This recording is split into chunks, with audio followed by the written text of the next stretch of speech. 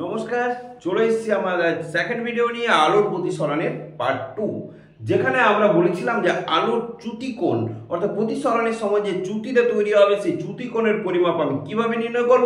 চলো দেরি নয়, এই ভিডিওর মাধ্যমে আমরা সেটা সহজ করে বুঝে নিই। আমরা এখানে যতদূর দেখেছিলাম যে আলোর প্রতিসরণের সময় লঘু মাধ্যম থেকে ঘন মাধ্যমে যখন আলোক রশ্মি আসছিল তখন আমরা দেখেছিলাম যে আলোক রশ্মি যে পথে যাওয়া উচিত ছিল সে পথে না গিয়ে অবিলম্বের দিকে সরে এসেছিল। তাহলে আলোক রশ্মি যে পথে যাওয়া উচিত ছিল এবং বর্তমানে যে পথে গেল এই দুটোর মধ্যবর্তী কোণকে বলা হয় চ্যুতি কোণ। তাহলে এই অবস্থানে প্রথম ছবির ক্ষেত্রে আমরা পাচ্ছি COB বা BOC যাই বলো না কেন, এটাই হচ্ছে চ্যুতি কোণ। তাহলে এই যে চ্যুতি কোণটা, এই চ্যুতি কোণ আমি কি করে বের করতে পারবো? ছবিটা লক্ষ্য করো এবং আমি সমাধান করছি, সহজেই বুঝতে পারবে। তাহলে COB কোণ সমান আমরা এটা লিখতে পারি যে কোণ CON1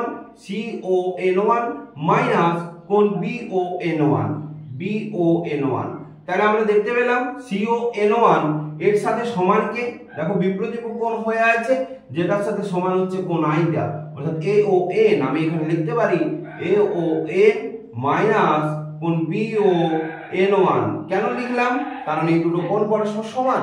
তাহলে দেখো কোণ AON মানে কি? কোণ আই বিযুক্ত এটা মানে কোণ আর। তাহলে লঘু মাধ্যম থেকে ঘন মাধ্যমে যখন আলোক রশ্মি আসছে তখন চ্যুতি কোণ আমার ওই কোণ COB সমান আমি একটা সমীকরণ পেয়ে গেলাম, সেটা হচ্ছে কোণ আই মাইনাস কোণ আর। কেন? কারণ কোণ আইটাই ছিল বড়, আরটা ছিল ছোট। আগের ভিডিওতে আমরা সেটা ভালো করে বুঝতে পেরে গেছি। তাহলে এটা গেল লঘু মাধ্যম থেকে ঘন মাধ্যমের সময় চ্যুতি কোণ। আমরা যদি ঘন মাধ্যম থেকে লঘু মাধ্যমের সময় চ্যুতি কোণটাকে লক্ষ্য করি তাহলে এখানে দেখতে পাবো আলোক রশ্মি যে পথে যাওয়া উচিত ছিল আর বর্তমানে যেখানে গেল দুটোর মধ্যবর্তী কোণকে চ্যুতি কোণ বলা হচ্ছে। এখানেও সেম একই রকম ভাবে COB এই কোণটা হচ্ছে চ্যুতি কোণ। এখন এই চ্যুতি কোণটা সমান আমি এখানে লিখতে পারি যে এটা সমান হচ্ছে তাহলে কি BON কোণ BON মাইনাস CON কোণ হচ্ছে CON।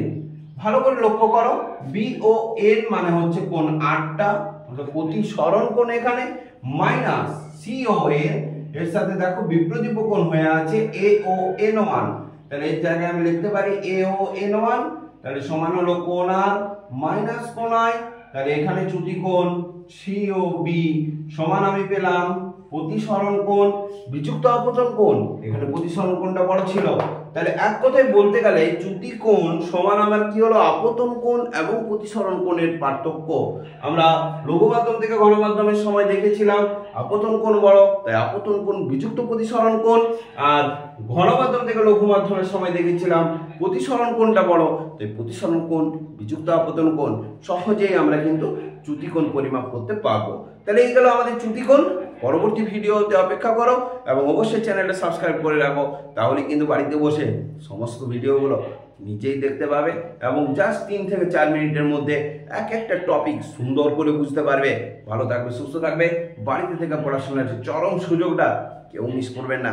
Thank you.